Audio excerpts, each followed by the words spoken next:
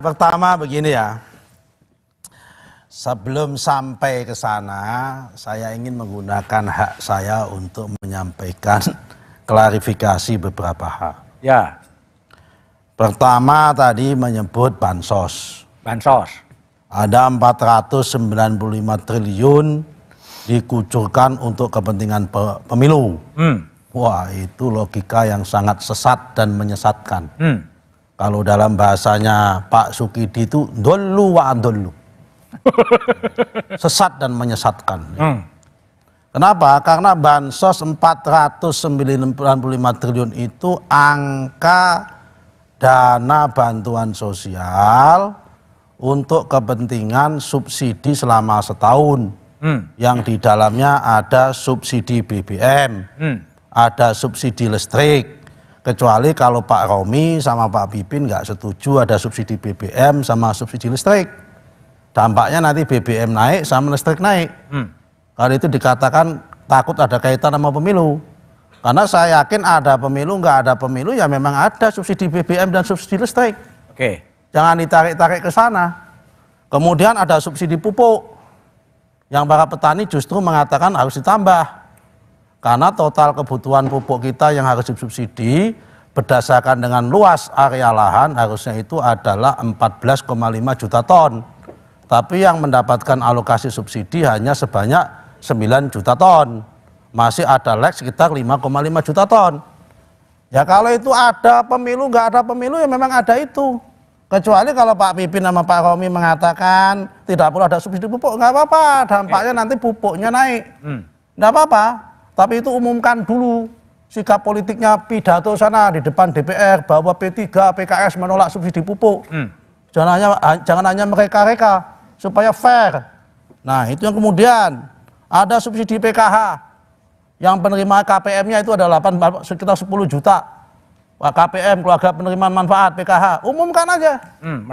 Menolak karena ada pemilu nggak ada pemilu juga ada PKH. Sebetulnya itu.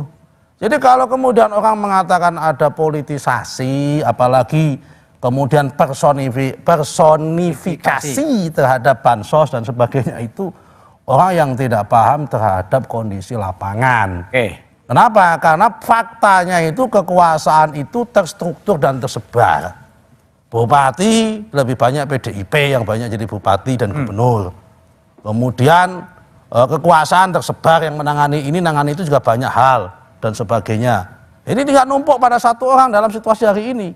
Jika kalau menggunakan istilahnya ada hak angket terhadap penggunaan bansos, saya malah paling setuju saya. Setuju saya. Kalau ada penggunaan bansos mau diangket, biar tahu semua publik. Ya kan? Siapa yang selama ini menikmati kenaikan subsidi BBM itu? Siapa yang menikmati subsidi pupuk? Siapa yang menikmati subsidi listrik? Rumahnya gede-gede pada menggunakan listrik BBM subsidi supaya ketahuan semua. Kalau ada soal kayak gitu, karena ini tidak ada kaitan relevansinya dengan masalah politik. Yang disoal ini kan hanya masalah satu, subsidi mitigasi risiko pangan akibat El Nino. Yang rame-rame dipersoalkan itu. Hanya case-nya berapa kecil subsidi risiko pangan itu, mitigasi risiko pangan itu. Yang itu siapa yang tahu? Bahwa ketika ada pemilu itu tiba-tiba ada El Nino. Penentuan jadwal pemilu ini sudah 2 tahun yang lalu oleh KPU. Dan waktu itu tidak ada rencana El Nino, namanya El Nino. Akibat El Nino ini semua orang tahu. Produksi gabah kita turun 1,2 juta ton. Akibat itu akhirnya impor. Nah kalau kemudian yang namanya subsidi mitigasi risiko pangan diberikan pada bulan Maret, bulan April.